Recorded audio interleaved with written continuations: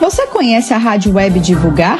Somos uma rádio espírita que funciona com uma intensa programação musical e informativa durante 24 horas.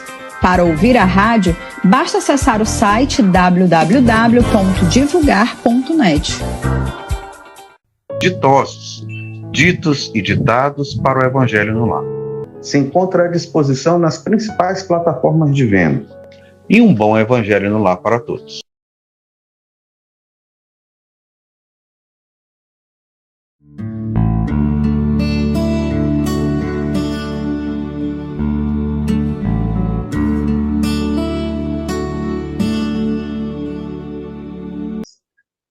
Minhas amigas, meus amigos, é com muita alegria que iniciamos mais uma atividade neste mês de setembro, alusivo às ações a respeito da vida, especialmente quanto à política que visa erradicar ou pelo menos diminuir o quadro de suicídio no nosso planeta. E para trabalharmos essa temática, nós rogaremos inicialmente as bênçãos do nosso Senhor Jesus Cristo através de uma prece. Amigo, mestre, nós, nestes dias, cujas reflexões se dirigem às almas sofridas que perderam, Senhor, a vontade de contornar os obstáculos da existência física,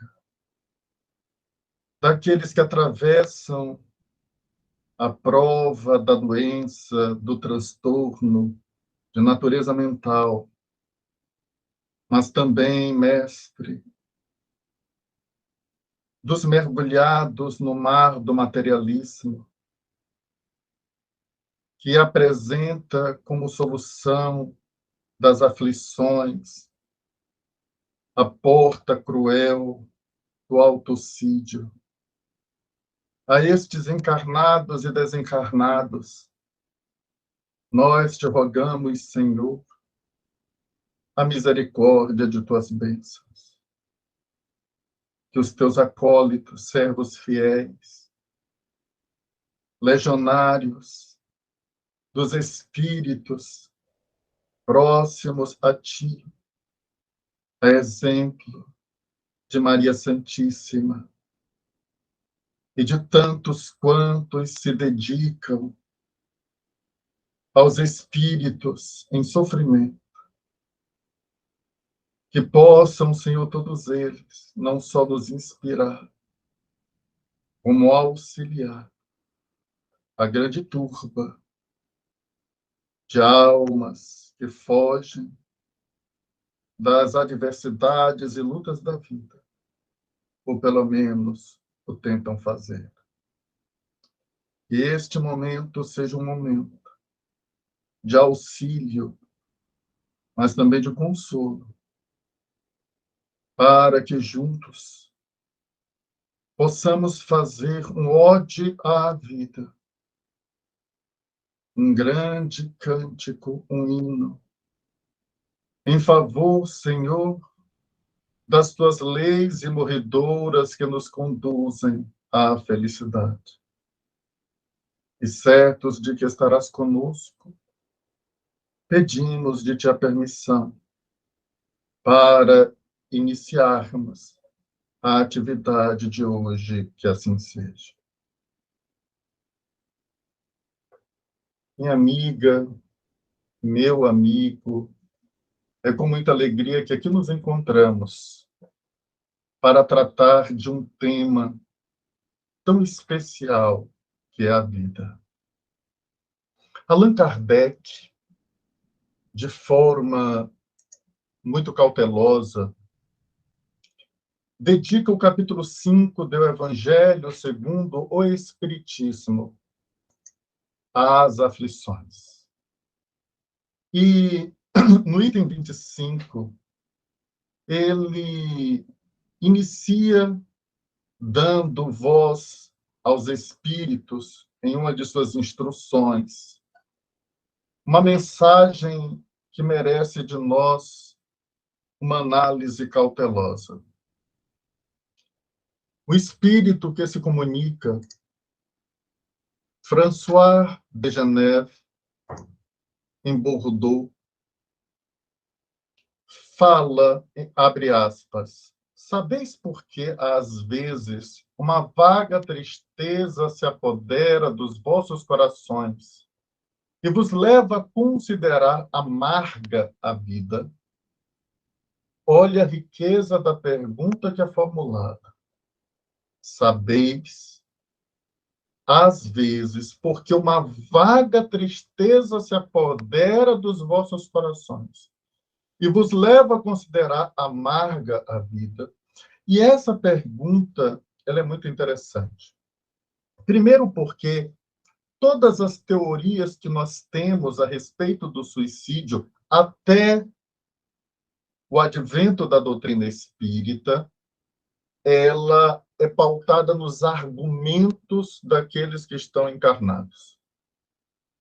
Ela é pautada nas ideias do materialismo que permeia e deambula entre as instituições que se dedicam ao estudo do autossídio. Mas Allan Kardec, pela primeira vez, traz à lume a temática sob a ótica do pensamento dos espíritos. Eu quero saber como os espíritos enxergam o suicídio, não mais os encarnados. Como eles entendem a causa da depressão. E é interessante que a expressão melancolia que intitula essa mensagem era o termo utilizado à época de Kardec, muito comum nos discursos e artigos de Philippe Pinel, que mais tarde seria conhecido como depressão na psiquiatria. E os espíritos respondem à pergunta que mesmo formulam através dessa comunicação de François, dizendo: é que vosso espírito, aspirando à felicidade e à liberdade, se esgota, jungindo ao corpo que lhe serve de prisão em vãos esforços para sair dele. Reconhecendo inúteis esses esforços, cai no desânimo. E como o corpo lhe sofre a influência, toma-vos a lassidão, o abatimento, uma espécie de apatia, e vos julgais infelizes. E é muito interessante que todos nós temos desejos, anseios de felicidade, de liberdade nesse mundo. Entretanto, encontramos obstáculos naturais. Nem sempre os nossos projetos de vida saem como nós imaginávamos. Coisas acontecem que impedem esse estado de felicidade ou esse estado de liberdade. E a liberdade aqui é entendida não na sua acepção mais profunda, mas no imaginário de se poder fazer aquilo que se quer fazer. Aquela ideia de que livre é a pessoa que pode fazer o que ela quer fazer. E se nós fôssemos mergulhar na filosofia, não existe liberdade absoluta. Ninguém é completamente livre. E nós encontramos obstáculos na vida. Quando nós encontramos, apenas por referência, a experiência de Camilo Botelho Castelo Branco, que, através da mediunidade de Ivone do Amaral Pereira, conta a sua história na obra Memórias de um Suicida, a cegueira tira dele a felicidade e a liberdade de ler, por exemplo. Ele não tinha mais liberdade como escritor e leitor de escrever e de ler como ele imaginava, como ele queria. E aí a gente vê um capricho. Porque, diferentemente dele, Leon Denis também encontrou a cegueira e, nada obstante, dedicou-se ao estudo do Braille. E continuou, mesmo com a deficiência visual, a dar continuidade aos trabalhos de grande escritor que é. Então, vejamos que quando nós criamos a ideia que a felicidade e a liberdade, elas estão, de alguma forma, impedidas quanto ao exercício pleno, e nós não encontramos mais forças para a felicidade e a liberdade que nós imaginamos que ela exista, nós começamos a ver o corpo como uma grande prisão, e aí entra aquilo que mais tarde Freud chamaria de pulsão da morte. Em outras palavras, o espírito, ele não vê mais alegria na vida, e ele queria se libertar dessas experiências que o afastam da felicidade e da liberdade pela morte. Então, a pulsão da morte começa a fazer parte dele. O corpo parece agora uma prisão, mas vãos esforços existem para se libertar dele. Reconhecendo inúteis todos esses esforços, continua François, dizendo que o espírito então cai num desânimo. E como o corpo lhe sofre a influência, o corpo começa a ressentir desse desânimo, dessa lassidão, desse abatimento. E ele começa a somatizar essas experiências que o espírito traz ante os obstáculos que, muitas vezes, ele mesmo construiu. Não é da vida, não é que ele esteja impedido de uma felicidade relativa, de uma liberdade relativa, mas ele desenvolve monoideias no sentido de que a felicidade só acontece dessa forma, a liberdade será alcançada dessa forma. É como um menino caprichoso que diz que só dessa ou daquela forma as coisas vão acontecer. Então, nós nos vemos diante de uma grande tristeza. Mas é interessante compreender que nós estamos dentro de um contexto de vida coletiva. E, nesse contexto, é necessário entender que o ato de viver com o outro é um ato de, muitas vezes, compreender que o modo de vida que nós adotamos pode ser a própria forma de alimentar essa tristeza. É como se a morte fosse um meio que o indivíduo encontra, muitas vezes, para restabelecer uma conexão com a sociedade ou com o indivíduo específico, pela qual ele entende que esteja relacionado ao obstáculo de sua felicidade ou de sua liberdade. Assim, Kardec, em A Revista Espírita, ele fará uma observação muito interessante. Raramente alguém comete um suicídio de tal maneira que ninguém descubra esse suicídio. É muito difícil você imaginar alguém que foi para o deserto do Saara, no meio do nada, e ali sumir cometendo um suicídio para que ninguém encontre e ninguém nem saiba o que aconteceu com ele. Será que aconteceu com ele? Ele morreu de sede? Ele morreu de fome? Ninguém vai saber que foi um suicídio. Não. Geralmente, quando as pessoas querem se suicidar, elas se jogam de uma ponte, elas se jogam de uma janela, elas se enforcam. Mas de tal forma que alguém encontre. Seja o amado, a amada, o pai, a mãe, um parente, um amigo, inimigo. Seja a própria sociedade, quando o suicídio acontece em um local muito público. O que leva a crer que aquele que pratica o suicídio, cuja ideia de felicidade e de liberdade não podem mais ser alcançadas e a sua vida tornou-se tóxica, a sua vida tornou-se algo insuportável, ele quer se comunicar. E acredita que o suicídio é uma maneira de se comunicar. É uma maneira de dizer para a amada: olha o quanto eu te amo, se não for com você, eu não viverei com mais ninguém. Pratica o suicídio.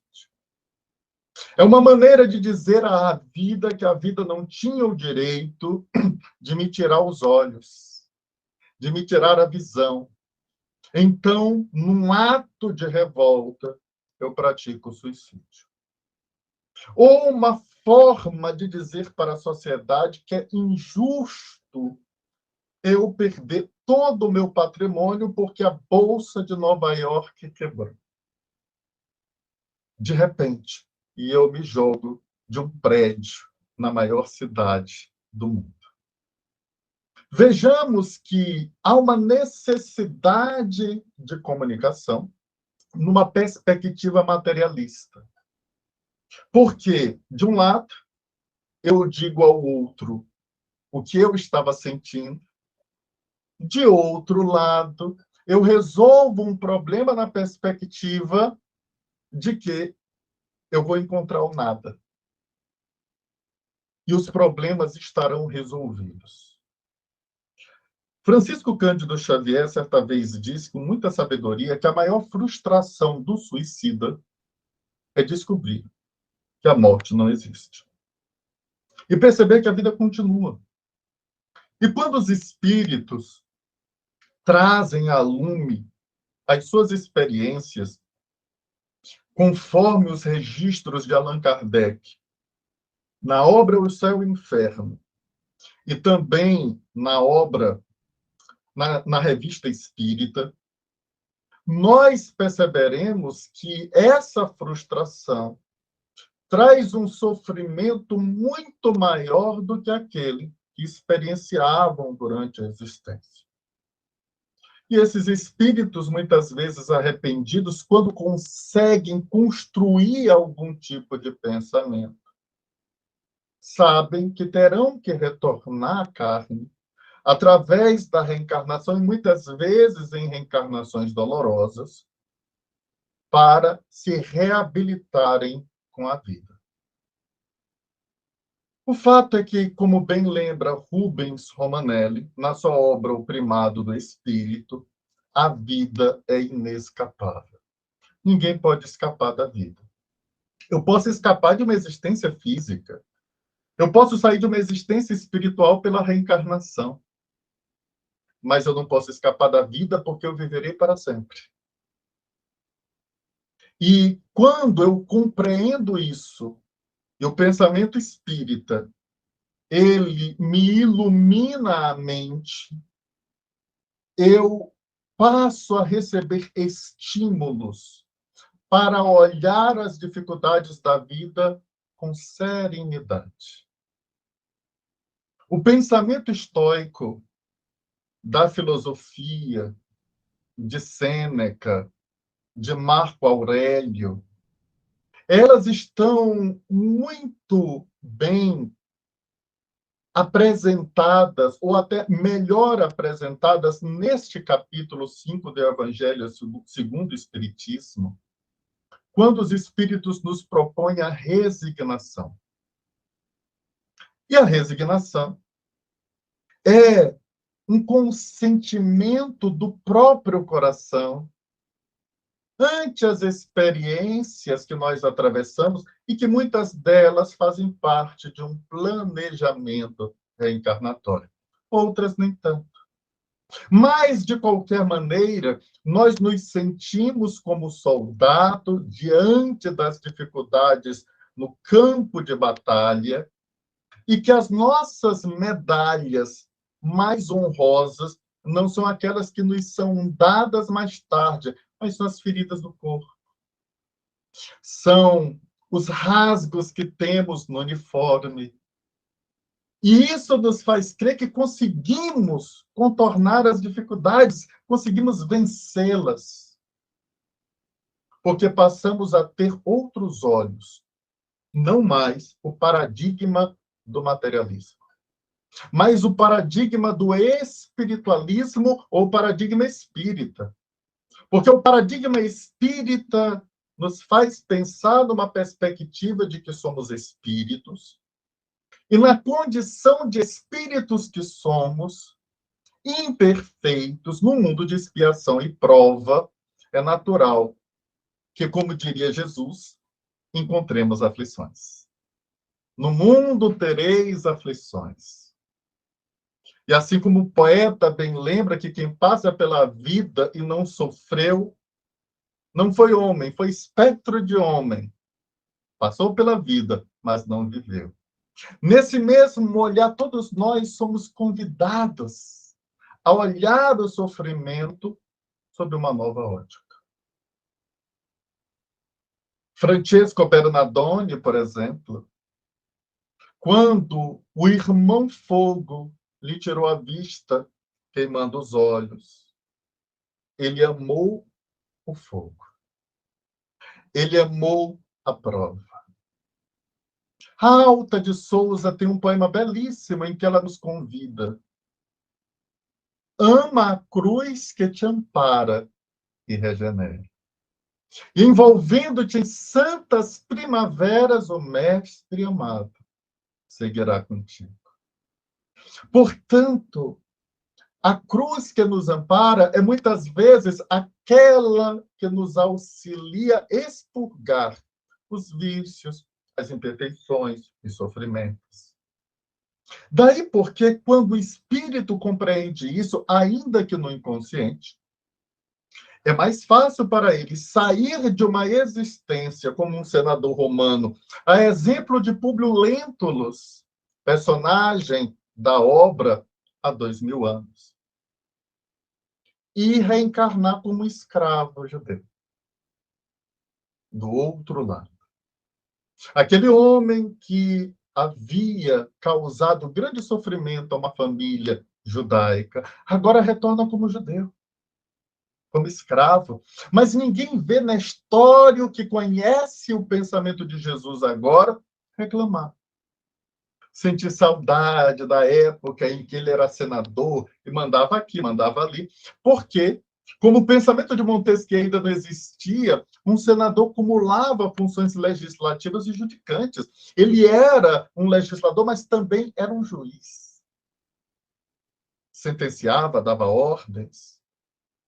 E diante dele estavam os lauréis, estavam os servos, estavam todas as pompas que eram dedicadas aos patrícios. E mesmo atravessando as dores de um povo escravizado, na história não reclama, não fala em suicídio. Porque é uma coisa muito interessante que os espíritos nos tratam em um livro dos espíritos e que às vezes nós esquecemos. O trabalho. O trabalho, em física, é força vezes deslocamento.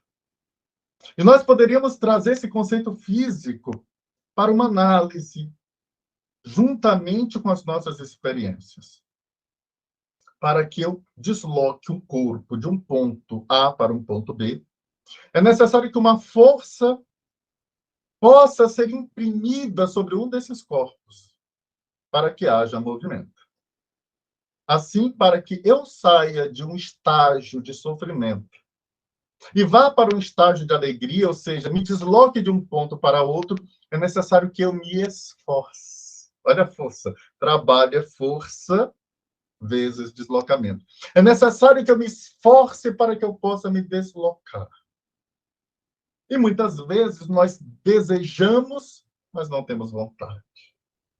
Ai, como eu desejaria sair dessa situação, mas eu não tenho vontade de sair. Como eu desejo passar num concurso, mas eu não tenho vontade de estudar. Então, nós temos desejos, mas nos falta força de vontade. E aí, na questão 943 do Livro dos Espíritos, o ínclito codificador leonês pergunta algo muito interessante. De onde vem o desgosto pela vida que se apodera de certos indivíduos sem motivos que eu justifique? E aí, os espíritos respondem: efeito da ociosidade, efeito do ânimo. Minha mãe dizia para nós, quando éramos crianças, que obsessor tinha horror de roupa suja para lavar. Se você vai trabalhar, se você vai lavar uma roupa, se você se dedica, ocupa a mente ao trabalho. Se você se dedica ao bem, porque o solidário nunca é solitário, você já começa a pensar mais no outro do que em si mesmo, se aquilo que te move é algo altruísta. Se aquilo que te move é a caridade, se aquilo que te move é o amor. Vejamos que essas pessoas que se dedicaram ao bem e começaram a olhar mais para o problema do outro do que para o seu próprio problema, elas não compõem a grande maioria que lota os consultórios de psicologia no tempo moderno.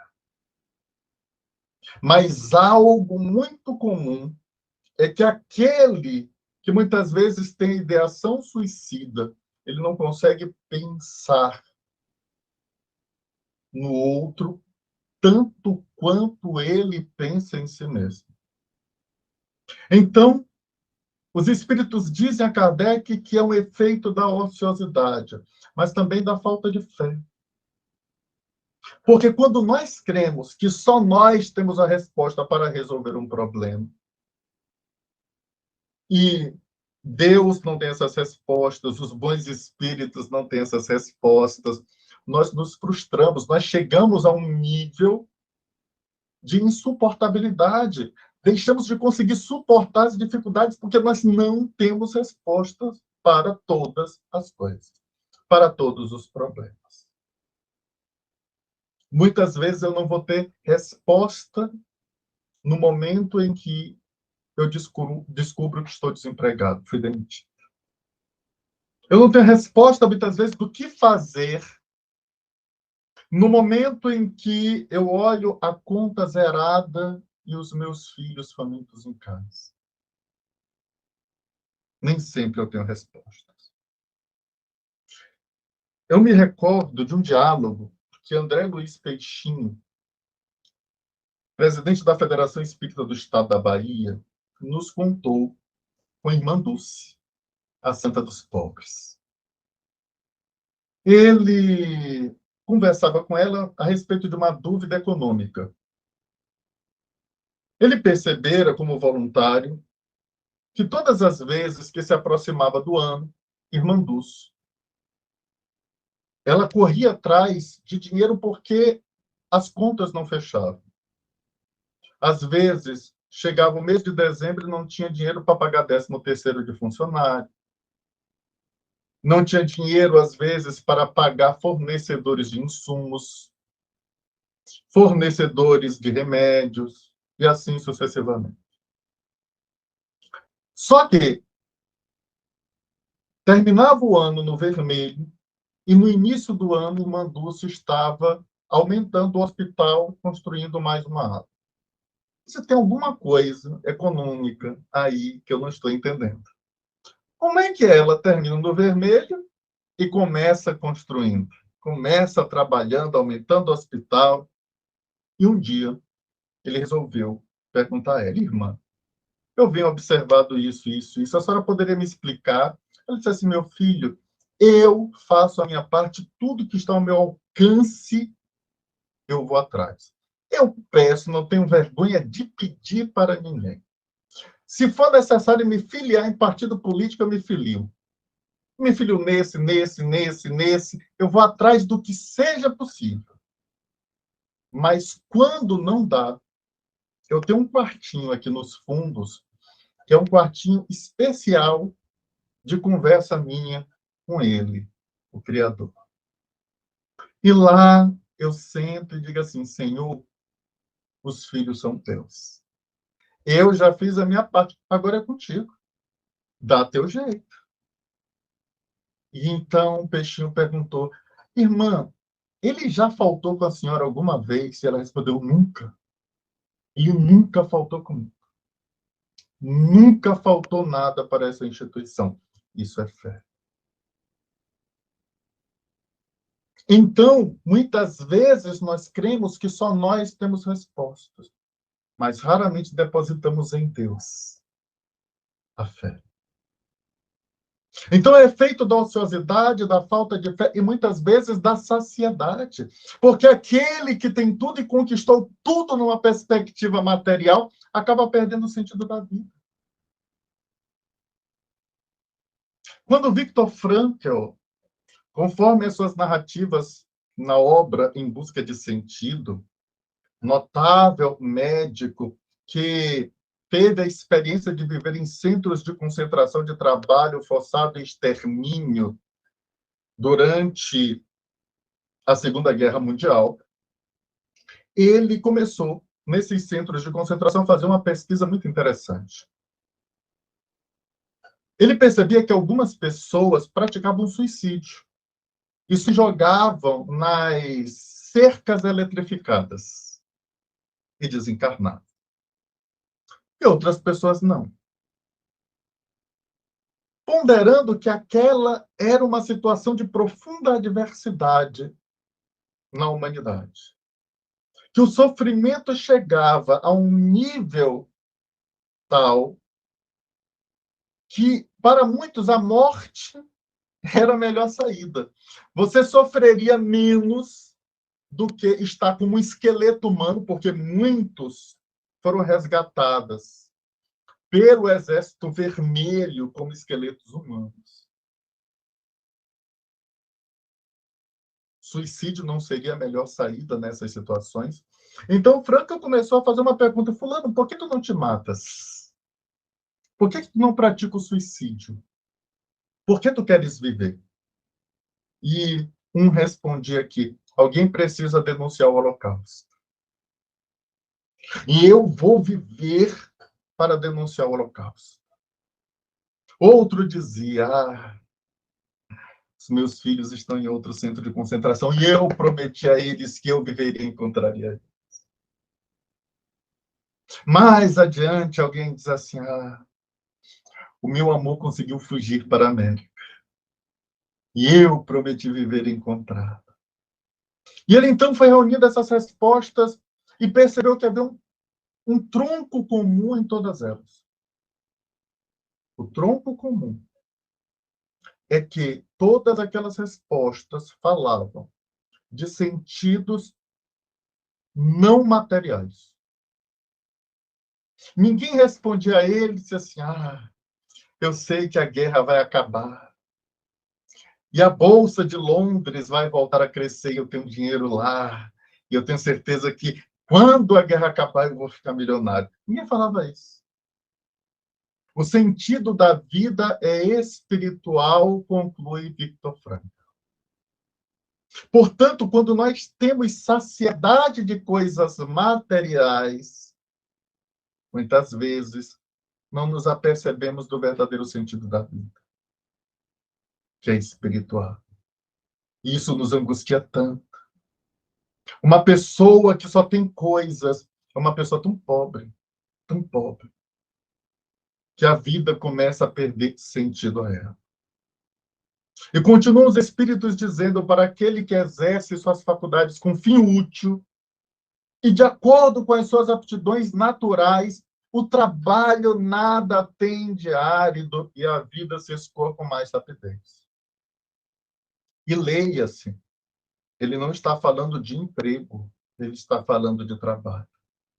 Trabalho é o esforço que eu faço para sair de um estado e chegar em outro. Então, a vida, ela passa a ter um sentido, e então nós percebemos que é possível conviver o sofrimento com a felicidade. Existe gente que sofre mais do que tamanco de pobre no carnaval e é feliz. Me recordo da Maria cantada por Milton Nascimento. É uma gente que ri quando deve chorar e não vive, apenas aguenta. E mesmo assim ri. É esse povo brasileiro que há de nos ensinar e ensinar ao mundo que é possível ser feliz. Que pula o carnaval no início do ano, que pula as suas festas no meio do ano e que comemora o final do ano. Não importa a crise, não importa as dificuldades, não importa o sofrimento, é sempre possível encontrar sentido para viver. Francisco Cândido Xavier, certa vez foi procurado por um grupo de reportagem enquanto ele visitava, no período de Natal, uma colônia de rancenianos. E um dos jornalistas que fazia a reportagem fez uma pergunta muito curiosa, disse: Chico, esse é um período em que as pessoas geralmente estão com as suas famílias. E é notável para nós a sua bondade de deixar seus familiares para passar o Natal entre rancenianos. O que você poderia falar para nós? E Chico, eu não. Eu não deixei a minha família para estar com rancenianos como se eu fosse cuidar deles, não. Eu vim aqui aprender com eles e a saber como é que eles conseguem viver longe de seus familiares nesse período, para que eu possa aprender a viver feliz mesmo diante das adversidades. Porque existem pessoas, e olha que o Chico não era piegas, olha que existem pessoas que sofrem e ainda assim estão sorrindo, dando-nos lições de estoicismo e de resignação. E Allan Kardec, no item 7 da conclusão do Livro dos Espíritos, diz que essa obra nos traz três efeitos gerais. Um deles, a resignação. A doutrina espírita nos traz uma força e um amor pela vida, que nos dá bases para enfrentarmos qualquer dificuldade. É a mesma base do Evangelho. Alguém poderia perguntar a si mesmo: que homem revolucionário foi Jesus Cristo,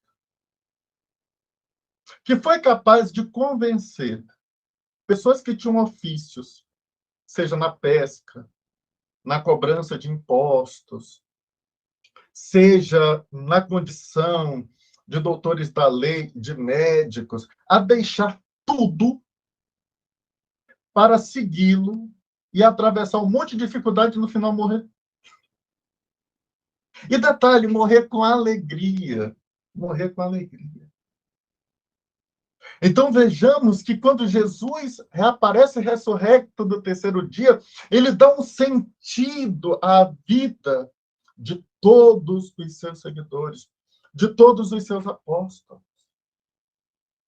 E Quinto Varro morre feliz, dialogando com Tassiano, seu filho.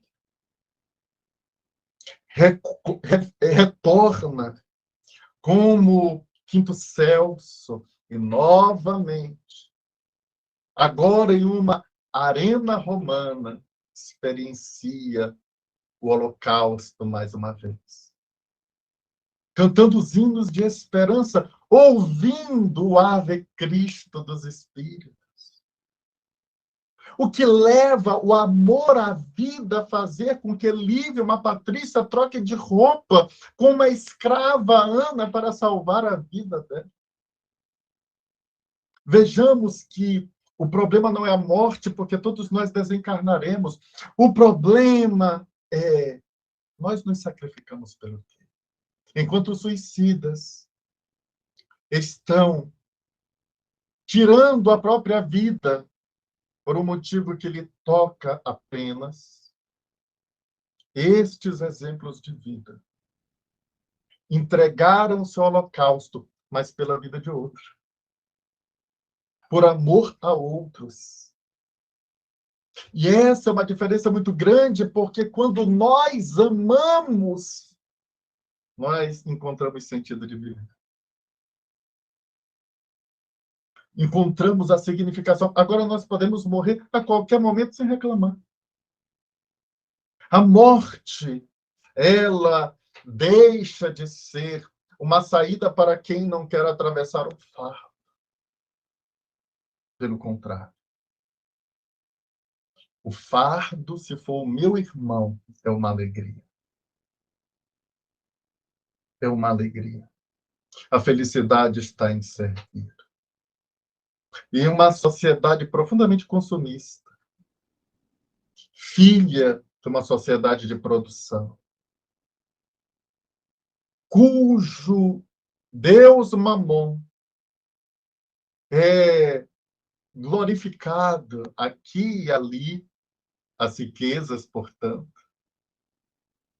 nós começamos a sentir o peso desse materialismo que não nos ofereceu em suas promessas a felicidade. É exatamente por isso que precisamos rever muitos conceitos. Os garotos dos engenheiros do Havaí costumavam dizer em uma música que a juventude é uma banda numa propaganda de refrigerante. A juventude é mais do que isso.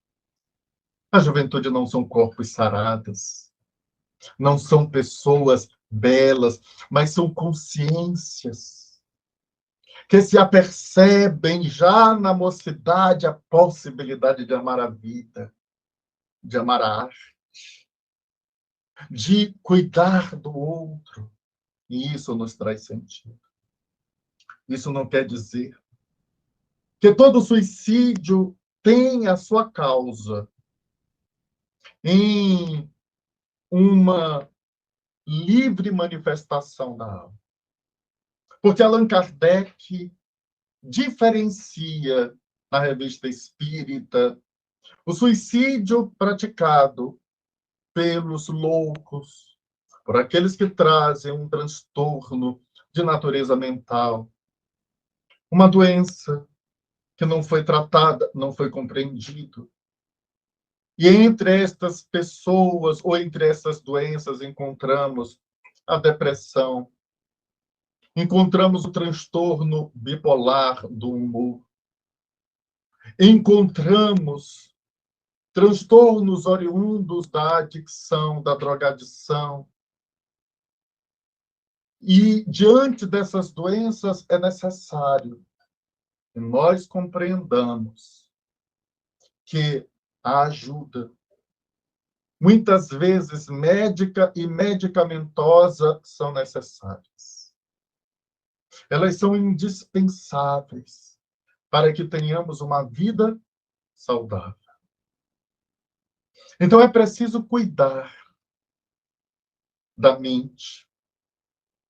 Quando eu estou diante de um problema psiquiátrico, de um problema psicológico, mas também de um problema neurológico, porque os transtornos de natureza neurológica podem abalar tanto o modelo de pensar em razão das alterações hormonais, em que o indivíduo ele nem se apercebe dessa tristeza profunda e acaba praticando o ato em razão dessa doença.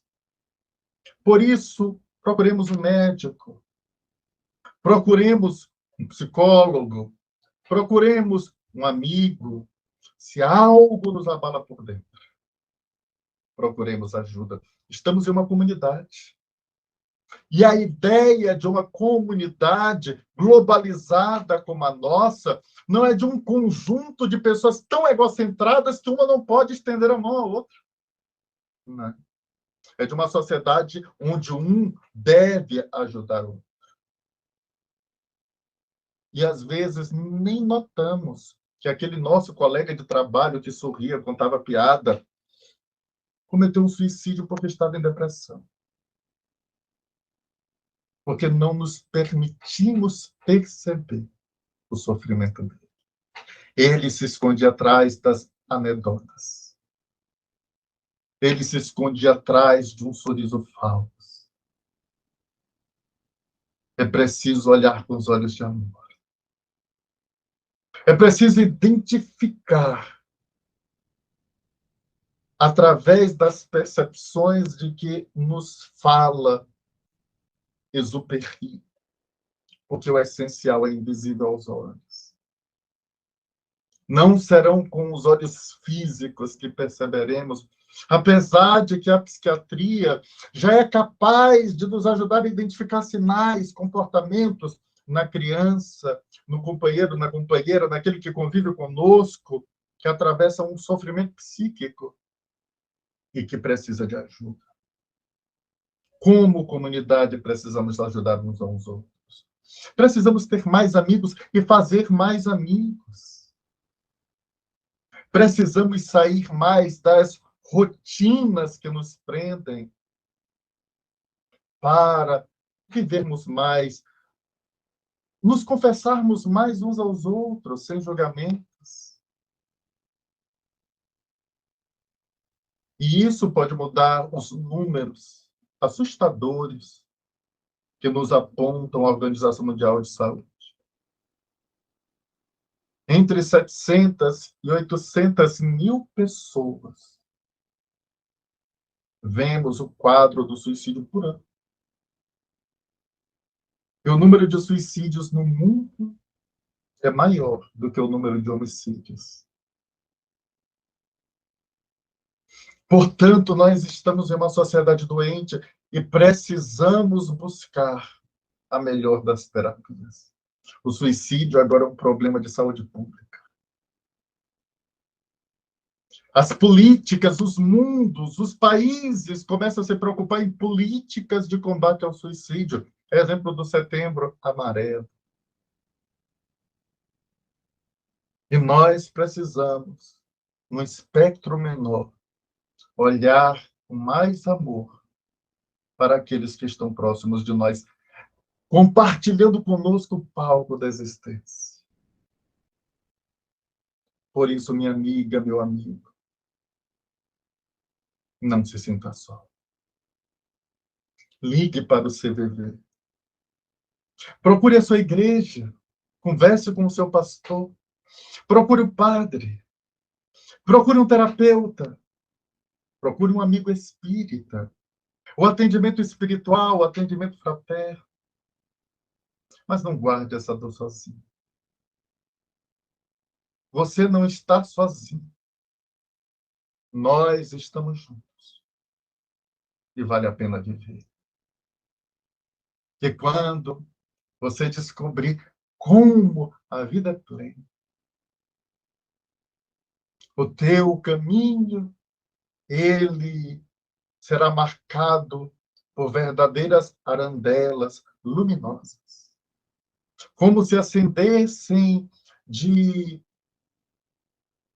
girassóis que se espalham pelas margens de nossa estrada, dando testemunho da existência de Deus. Que possamos juntos cantar um ode à vida. Cantar cheios de gratidão pela alegria de viver. Seja na pobreza, seja na riqueza, seja na saúde, seja na doença. Sempre encontraremos sentido. Sempre há uma razão para continuar. Que Jesus nos abençoe. E após, meus amigos, estas singelas reflexões, vamos à prece. Senhor Jesus, são chegados os tempos em que o teu amor há de reinar entre os homens. e as horas estremecidas que atravessamos haverão de passar como o negror da noite cede espaço à aurora do novo dia. Mas enquanto, Senhor, a escuridão toma conta dessa história, deste momento da humanidade, nos faz levantar a fronte em direção ao céu para contemplarmos as estrelas a coruscar. A contemplarmos, Senhor, os lampiões que tu acendes todas as noites, para não esquecermos da luz, ainda que estejamos imersos na escuridão, porque elas são a esperança